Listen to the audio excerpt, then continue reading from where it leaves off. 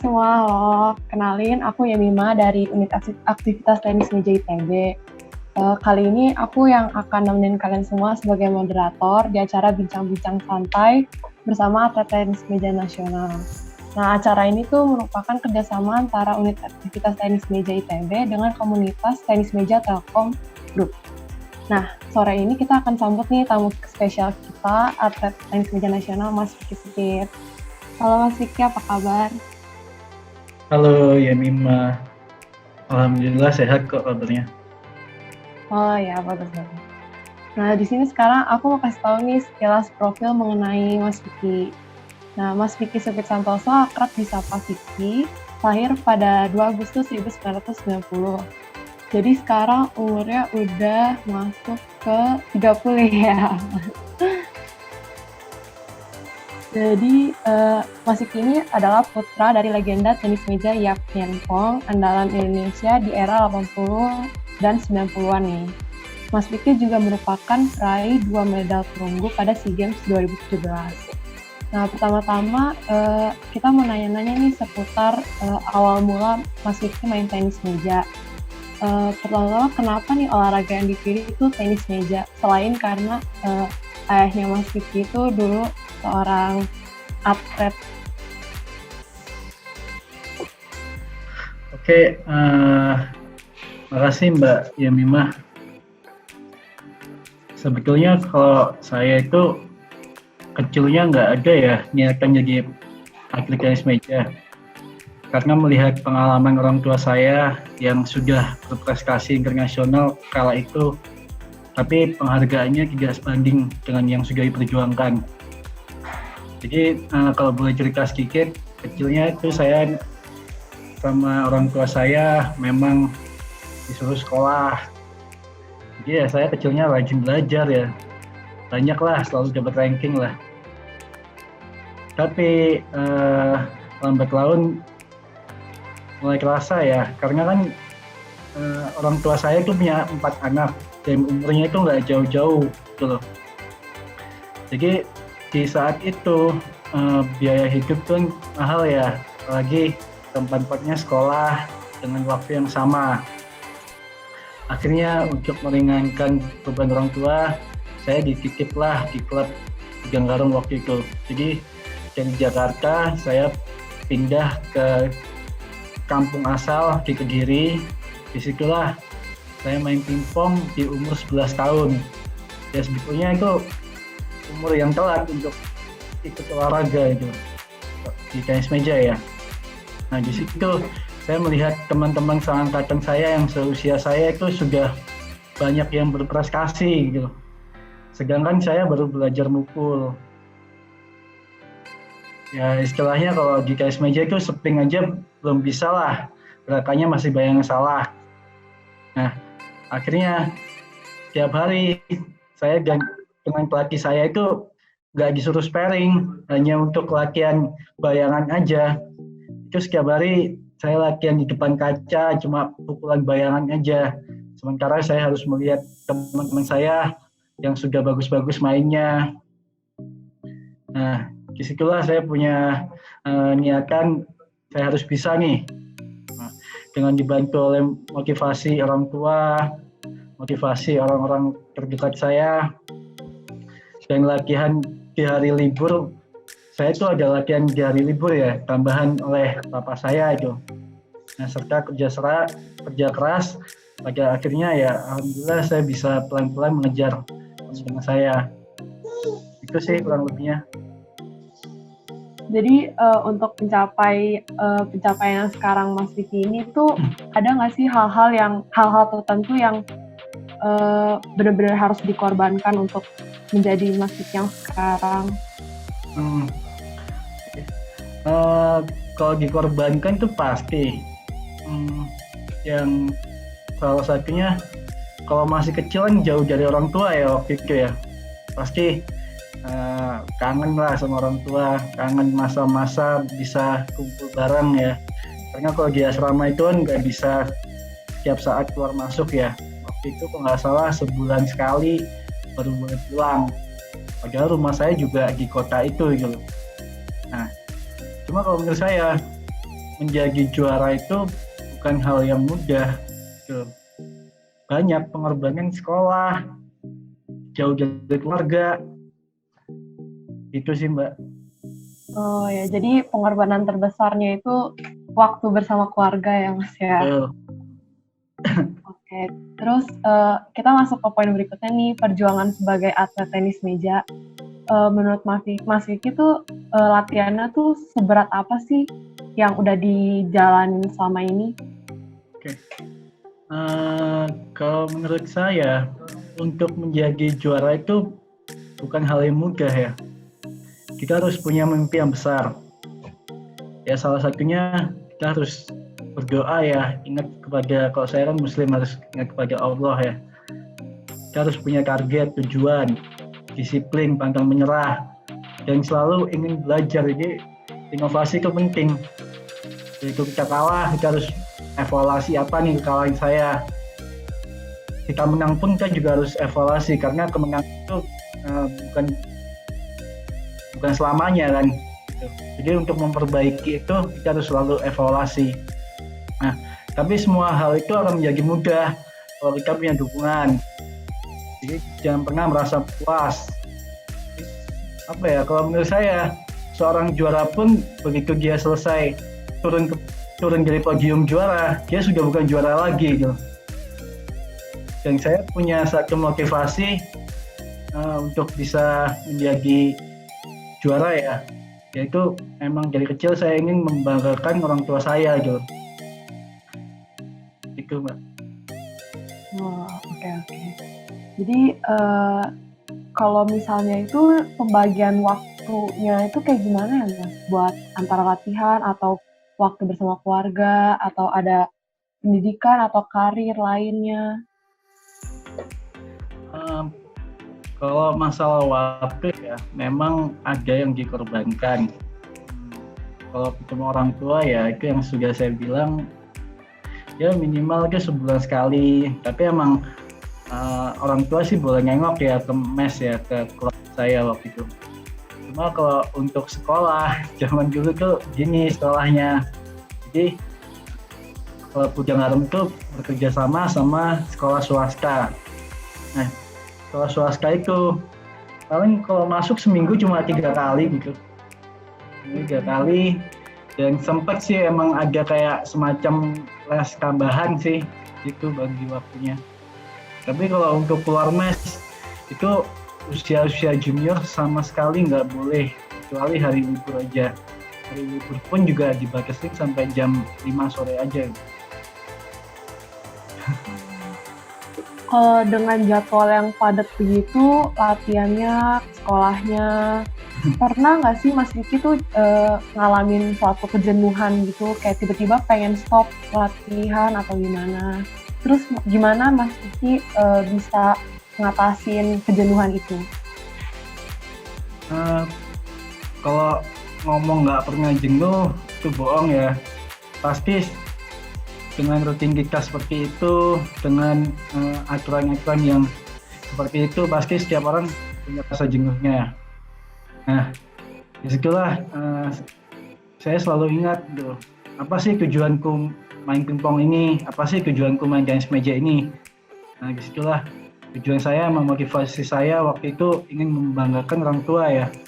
Jadi setiap saya jenuh, saya selalu ingat gimana sih keadaan keluarga.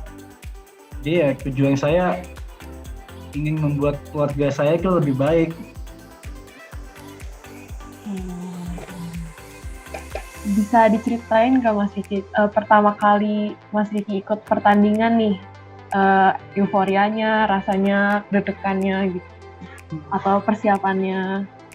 Ya.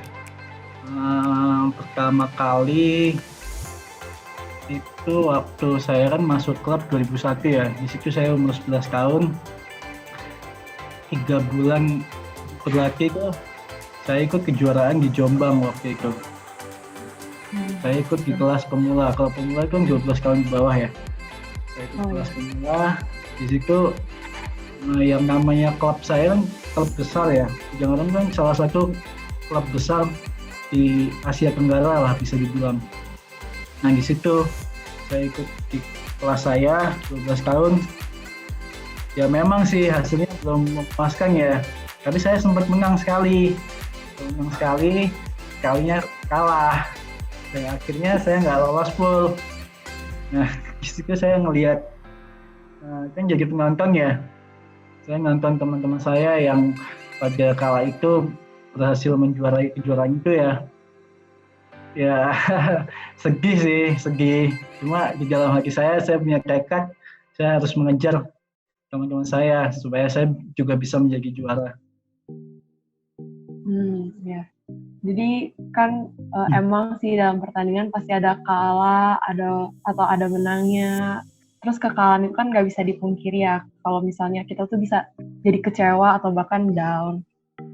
Jadi kalau misalnya di pertandingan selanjutnya gitu, gimana cara Mas Vicky kayak mengatasi kekecewaan tersebut gitu? Apakah itu pernah suatu saat bikin Mas Vicky down lagi, atau gimana caranya Mas Vicky bisa bangkit lagi terus termotivasi kembali?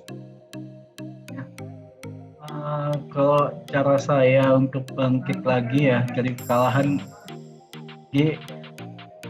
setelah pulang kejuaraan itu,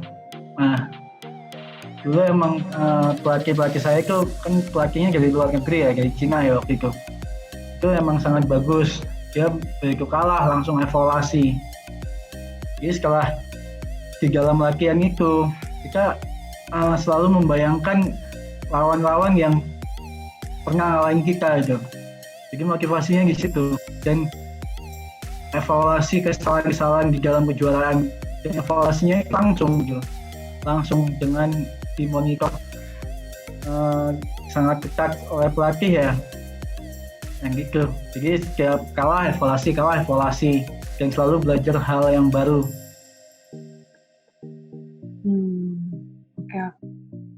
Oke. Nah, sekarang kita lanjutnya ke pertandingan yang skala internasional nih. Kan Mas Vicky sering tuh dulu ikut pertandingan skala internasional, bawa nama Indonesia. Gimana sih rasanya bawa nama Indonesia itu? Kayak pernah nggak sih tekanan bawa nama besar Indonesia, atau itu tuh jadi beban gitu, atau gimana gitu? Pastinya bangga ya bisa membawa bendera kita tercinta ini yang Indonesia. Kalau rasa beban itu pasti ada, karena kan semua masyarakat, apalagi pecinta tenis meja ya, orang tua pecinta tenis meja pasti mengharapkan hasil yang terbaik lah. Tapi lama-lamaan itu nggak kerasa, beban itu nggak kerasa, dan beban itu bisa berubah menjadi motivasi gitu. Jadi di saat latihan itu motivasi untuk jadi yang terbaik, untuk memberikan hasil yang terbaik. Nah disitulah motivasi itu muncul di saat latihan. Kalau sudah terjun di arena, misalnya sudah bertanding dengan dukungan dan support, beban itu pelan-pelan hilang. Jadi kan orang tuh kerap kali lihatnya keberhasilan seorang atlet aja nih kan, Mas Vicky ya. Kayak luarnya aja, nggak dilihat gimana perjuangannya gitu. Yeah. Pernah nggak sih Kak, Mas, kalau misalnya menjadi seorang atlet tuh kayak lelah banget gitu, misalnya pengen langsung keluar aja kayak merintis karir yang baru, tapi bingung juga gimana pembagiannya gitu?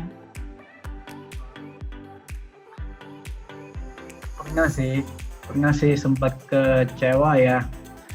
Kecewa menjadi atlet, bukan kecewa sih sebetulnya, kecewa sama istilahnya inilah organisasi lah waktu itu. Nah, cuma ya dalam hati saya nggak mau terlalu ribet mikirin organisasi. Intinya saya harus latihan. Ya itu untuk diri saya sendiri ya. Kalau saya ikhlas latihan, saya semangat latihan, mungkin di dalam organisasi gak mendukung, tapi saya bisa lebih baik di kehidupan selanjutnya. Ya, contohnya di kehidupan kerjaan sekarang nih. Dan alhamdulillah saya sudah diterima di Telkom ya. Ya mungkin itu juga hasil dari salah satu perjuangan saya di masa lalu gitu.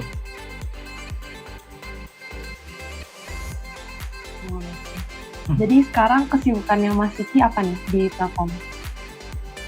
Sekarang sih kerja sih. Kerja, tapi sebelum pandemi ini saya juga kerja dan latihan gitu loh. Sekarang sampai saat ini Telkom itu masih mendukung saya untuk berprestasi gitu loh. Jadi ya saya juga berterima kasih sekali kepada Telkom yang sudah memberikan kesempatan ini ya. Meskipun berat ya, awalnya itu merubah kebiasaan yang dulunya setiap hari harus latihan pagi sore, tapi di saat saya kerja, paginya kerja, sore saya latihan. Tapi ya itulah, kalau nggak ikhlas menjalaninnya, kalau kita berusaha pasti selalu lagi jalan kan. Ya sekali lagi saya berterima kasih kan kepada Telkom yang masih memberikan saya kesempatan ini untuk berprestasi. Jadi sekarang masih mau coba bertanding lagi nih Mas Vicky? Masih ya. Masih semangat lah, masih semangat. Karena olahraga bukan dilihat dari usia ya. Iya. Asal ya disiplin, bisa jaga diri lah, jaga fisik. Jadi yang ini nih terakhir nih, untuk tenis meja Indonesia, apa harapan Mas Vicky atau cita-cita Mas Vicky untuk tenis meja Indonesia ke depannya? Harapannya kalau untuk tenis meja, semoga tenis meja Indonesia bisa dilihat di dunia ya. Ya, awalnya sih bisa dilihat di masyarakat Indonesia dulu lah kalau harapan saya itu. Jadi tenis meja ini bisa seperti bulu tangkis di Indonesia kan itu ya tahu sendiri lah kan prestasinya mendunia ya. Ya harapan saya untuk generasi penerus tenis meja bisa seperti bulu tangkis lah dan bisa mempunyai prestasi internasional yang membanggakan lah. Jadi sekarang ini tanya jawabnya udah selesai nih. Aku mau buka pertanyaan buat yang lain. Oh ya, ini udah bergabung sama kita Jason ya. Halo Jason. Halo. Apa kabar? Baik. Kamu umur berapa sekarang? Tahun ini umur 11.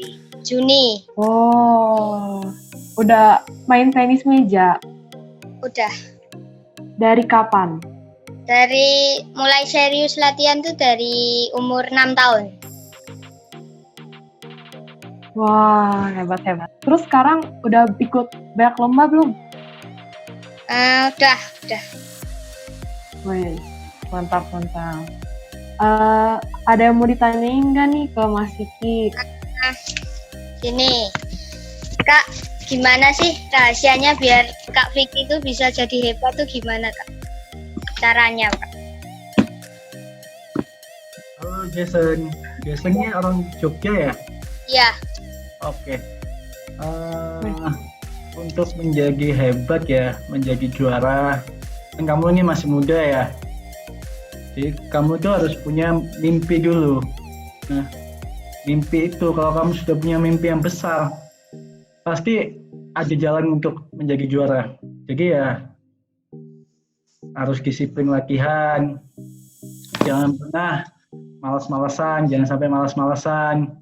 Dan kamu itu harus punya, kalau menurut aku, kamu harus punya ini dulu pandangan siapa sih pemain favorit kamu. Nah, disitulah kamu bisa mencontoh kehebatan dia dan kekurangan dia. Jadi kamu contoh aja yang hebatnya gitu. Nah, kalau pengalaman aku harus kerja keras, latihan itu harus kerja keras ya, dan harus selalu belajar hal yang baru. Gitu. Jadi ya inovasi kamu ingin lah, kamu kembangin lah. Kan sekarang zaman sekarang tuh gampang ya, ada gadget ya, kamu bisa lihat YouTube. Kamu contoh cara-cara dia itu gimana sih, spinnya dia, gimana sih chopnya dia, gimana sih servisnya dia. Intinya gitulah, harus sikap semangat, oke? Oke. Kak, kalau jadi hebat kan butuh nambah sendiri tuh, jadi nambah sendiri di rumah gitu. Kalau Kak Vicky kan biasa udah jadi hebat kan. Biasa shadow-nya Kak Vicky berapa kali, Kak? Itu ya usia kamu ya, waktu aku usia kamu itu kan pakai bag besi aja cukup. Bag besi paling kilo ya kalau nggak salah ya. Nah, tiap pagi kalau bisa usahakan itu spin forehand 100 kali, spin backhand 100 kali, dan kamu untuk servisnya itu ya kalau bisa 100 kali juga. Kalau dulu ya, Kak, kalau dulu kan idolanya Kak Vicky siapa, Kak? Kalau di Indonesia apa di luar negeri? Dua-duanya. Kalau di Indonesia ya, dulu idola saya tuh Muhammad Hussein. Karena tipeku sama Kak Hussein itu hampir sama. Dulu tuh tipeku sama Kak Hussein kan cuma bisanya forehand ya, servis serang, pemain penyerang lah. Nah, kalau di luar negeri, Malong sih, Malong. Cuma masa aku kecil, idolanya Wang Lijing. Nah, Wang Lijing sudah pensiun, sekarang ini ke Malong lah. Ya, Kak. Dulu kalau Kak Vicky selesai latihan, Kak Vicky di rumah nambah sendiri nggak, Kak? Dulu kan hidupnya di mes ya biasanya aku ya. Jadi setelah selesai latihan, kakak itu sering diajakin pemain senior kakak itu loh. Pemain senior kakak untuk tambahan, ya ngeblocking, untuk spinning gitu. Jadi setiap ada ajakan itu, ya udah euforia banget, semangat banget gitu. Nah, kalau gak ada ajakan pun itu, pasti ngajak teman-teman yang seusia untuk tambahan. Karena kan kakak waktu itu mau mengejar yang di atasnya.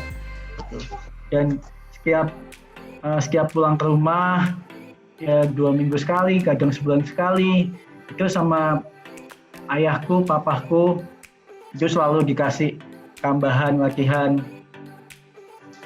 Ya karena kalau kita harus mau mengejar sesuatu yang di atas kita harus 2-3 kali lebih dari yang normal gitu latihannya.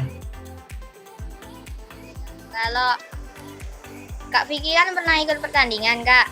Kalau pertandingan yang pernah diikutin yang paling bergengsi apa, Kak?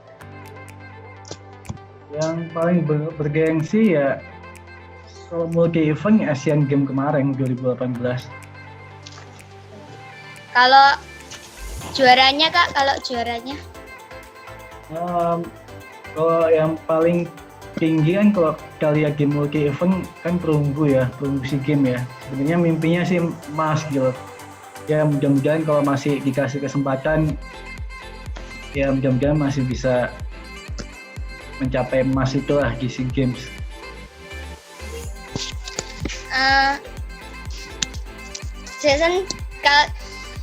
Jason siap jadi penerusnya, Kak Vicky.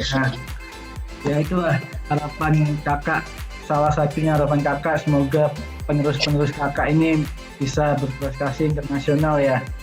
Harus bisa ngasih emas untuk tenis meja gitu loh. Tenis meja kalau bisa ada emas untuk bangsa ini kan ikut bangga juga gitu loh. Semoga generasi penerus kakak bisa lebih hebat lah.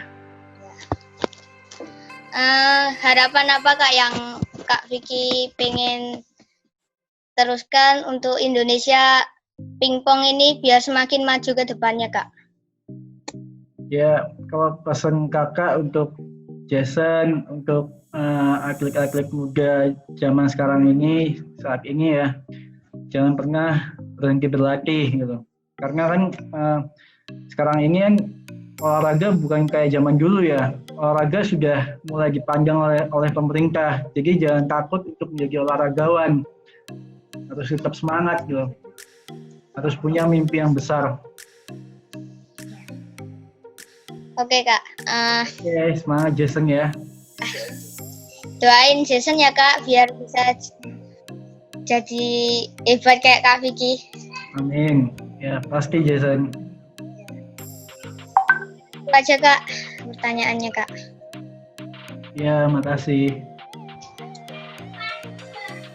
Oke Jason, thank you ya buat pertanyaan-pertanyaannya nih. Semangat terus buat latihannya, buat meraih mimpinya menjadi seperti Mas Vicky, bisa membawa nama Indonesia ya.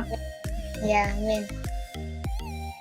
Terus ini ada pertanyaan titipan nih Mas Vicky dari teman-teman UATM ITB. Menurut Mas Vicky, siapa lawan yang paling susah yang pernah dihadapi dan alasan kenapa Mas Vicky itu milih lawan tersebut menjadi lawan tersulitnya itu kenapa? Di dalam negeri ya? Di dalam dan di luar negeri. Kalau di dalam negeri sih, kalau menurut saya ya, itu lawan tersulit sih Gilang Maulana. Karena saya dan Gilang itu kan seumuran, dan perjuangan saya sama Gilang tuh dari kecil itu bareng terus gitu. Jadi untuk wakilin junior di luar negeri, wakilin Indonesia dari pemula, kadet, junior, saya itu selalu bareng terus sama Gilang gitu. Nah, kenapa saya sebut Gilang yang tersulit? Nah, karena kan kalau sudah dari kecil bareng kan sudah sama-sama tahu ya, pola permainan itu sudah sama-sama hafal lah istilahnya gitu. Tinggal di saat pertandingan itu gimana kesiapan kita, gimana kita selalu belajar untuk berubah. Istilahnya berubah itu belajar dari kesalahan. Apa sih susahku sama Gilangnya, apa sih kelemahanku gitu. Nah, disitulah setiap saya kalah, saya pulang ke tempat latihan, saya itu belajar gitu. Dan saya juga mempelajari kelemahan dia juga kan. Jadi ya itulah kenapa saya memilih Gilang. Disitulah karena sudah dari kecil bareng sih, sudah sama-sama hafal. Kalau yang dari luar negeri, Mas Vicky? Kalau dari luar negeri, saya bicara lingkup Asia Tenggara aja ya, karena kan yang sering ketemu itu di SEA Games. SEA Games kan lingkupnya Asia Tenggara. Kalau di luar negeri itu Singapura. Salah satunya Singapura itu kan emang naturalisasi, emang pemain Cina. Gitu. Jadi kenapa saya bilang Singapura? Memang sih kita ini latihannya di Cina juga. Tapi untuk uji coba internasional kita kalah sama Singapura gitu. Jadi selama saya beberapa kali ikut SEA Games ya selalu penasaran. Kalah lagi sama Singapura, kalah lagi sama Singapura gitu loh.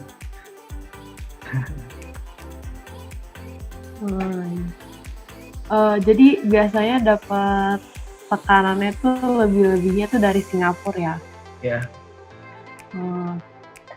Terus ada pertanyaan lagi nih, Mas Vicky. Pernah cedera atau kecelakaan gitu nggak pas mainin tenis meja? Kalau menurut saya olahraga tenis meja kan bukan kontak fisik ya. Jadi untuk cedera sih sebetulnya jarang. Cuma kalau emang metode latihannya salah, itu bisa cedera gitu. Kalau pengalaman saya aku sih nggak pernah ya dapat cedera yang berat, itu nggak pernah. Paling kalau cedera itu cuma ini aja lah, ankle gitu aja, ankle ketarik ya, sleo gitulah, pinggang gitu aja sih. Kalau selain tenis meja nih, ada olahraga lain yang suka Mas Vicky mainin nggak? Kayak ikutin gitu? Saya sih kecilnya saya kan penghobi banget ya sama sepak bola. Cuma saat-saat ini kan memang waktunya sulit untuk sepak bola, kan sepak bola itu harus ngumpulin banyak orang. Nah paling kalau iseng-iseng aja akhir-akhir ini saya lagi hobi ini main bulu tangkis. ya mikirnya sih untuk fisik aja, untuk latihan fisik aja gitu.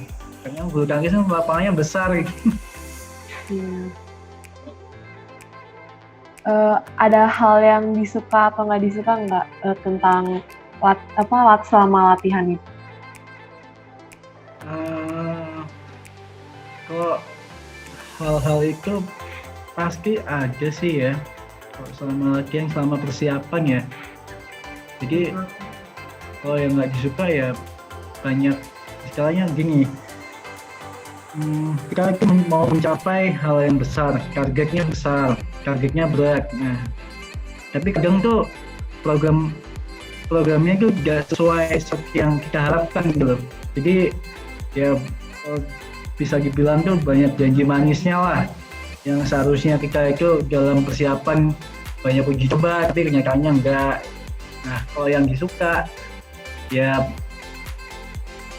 kan kumpul sama teman-teman ya, kalau pelatnas atau pelatga itu kan banyak orang gitu, minimal 10 orang ya kumpul, jadi suka duka tuh bareng lah gitu.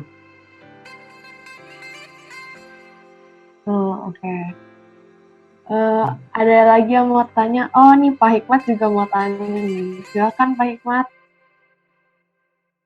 Sore Mas Vicky. Sorry Pak. Kalau apa sih yang Mas Vicky rasakan dari dunia olahraga, dunia tenis meja gitu ke pekerjaan? Kan sekarang udah kerja nih. Apa culture-nya atlet, apakah berguna buat pekerjaan atau enggak? Gitu aja dulu, nanti lanjut lagi. Ya, makasih Pak Hikmat. Kalau yang saya rasakan ya di dalam dunia kerja ini banyak pelajaran-pelajaran dari atlet bisa diterapkan di dunia kerja ini. Salah satunya disiplin itu pasti ya Pak ya. Disiplin pasti, dan ya kalau di Telkom ini ada speed ya Pak ya. Ya kita belajar untuk bisa cepat lah istilahnya, cepat tangkap ya. Tapi yang semua itu butuh proses ya Pak ya. Memang proses itu sih yang saya rasain awalnya nggak mudah, tapi dengan rutinitas, dengan kemauan untuk bisa bekerja, ya semua hal itu bisa jadi lebih mudah Pak. Dan bantuan teman-teman di Telkom ini yang sangat kekeluargaannya erat sekali yang saya rasakan ya. Ya alhamdulillah sekarang ini bisa dibilang ya sudah bisa bekerja lah Pak. Kepikiran nggak yang tadinya kan kalau atlet memang disiplin dalam latihan gitu kan, tapi kalau kerja itu kan kayaknya orang lebih jam 8 sampai jam 5, banyak permintaan, banyak instruksi.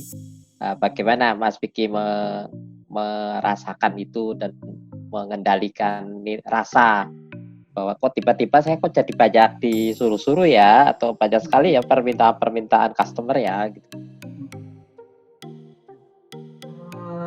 Kalau saya sih Pak ya, kalau kita melakukan hal yang baru itu saya menganggap kalau di tenis meja ya saya kan pernah jadi juara ya, tapi begitu saya masuk di kehidupan yang baru, saya tuh merasa saya ini harus jadi nol lagi gitu loh. Karena untuk menjadi besar di pekerjaan itu kan nggak bisa langsung, harus melalui proses yang panjang ya. Jadi ya saya ikhlas aja sih Pak, jalan itu Pak. Tuh. Oke, mungkin ini saya flashback lah. Pertama kali jadi juara itu kapan, Vick? Di dalam negeri yang saya ingat banget awal mula karir saya itu di 2003 Pak. Itu kalau zaman dulu namanya Perseni SG. Perseni SG itu saya wakilin Jawa Timur awalnya kota dulu saya juara, wakil Jawa Timur saya juara, dan di nasional waktu itu saya jadi juara juga Pak. Kalau di zaman sekarang tuh Perseni SG itu O2SN tuh Pak. Nah disitulah awal mula kebangkitan karir saya Pak, di Perseni SG itu. Kan jadi ketika Perseni SG atau O2SN, walaupun udah nggak ada O2SN-nya, tapi kan atlet-atlet itu masih ada lah, masih banyak, masih tumbuh. Mungkin lihat Uki, lihat Habibie gitu kan. Ya. Kan banyak tuh atlet yang maju gitu kan. Maju menurut versi saya ya, karena saya bukan atlet. Gimana menurut Mas Vicky itu perkembangan teman-teman yang muda, yang mungkin 1 atau 2 generasi di bawah Mas Vicky? Mungkin nanti juga ada Jason di Jogja mungkin juga mencuat loh jadi atlet dan sebagainya. Kalau menurut saya tenis meja ini kan Pak, itu selalu banyak inovasi ya, selalu berkembangnya itu sangat pesat sekali. Nah, kalau Indonesia ini tidak mengikuti perkembangan tenis meja dunia, itu pasti bakal ketinggalan. Jangankan di dunia, di Asia Tenggara pun, kalau boleh jujur, kita ini sudah ketinggalan lah di Asia Tenggara pun.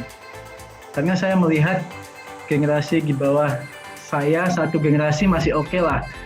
Karena saat itu Udang Arem masih ada ya, klub Udang Arem itu masih ada. Udang Arem itu kan selalu mendatangkan pelatih dari Cina ya Pak. Karena kan tenis mejanya kiblatnya Cina. Nah, di situ di Udang Arem itu kita selalu diterapin ilmu-ilmu baru gitu. Nah tapi kalau 2-3 generasi saya rasa hal-hal yang pernah saya rasain dulu, pengalaman dulu itu kalau bisa diterapin di saat ini, dan itu penerapannya nggak bisa sekali, skalanya harus berkali-kali lipat gitu Pak, karena ketinggalan kita itu bisa sudah 1-2 step di Asia Tenggara ini. Ya. Itu Pak Yemima, barangkali yang lain mau bertanya juga.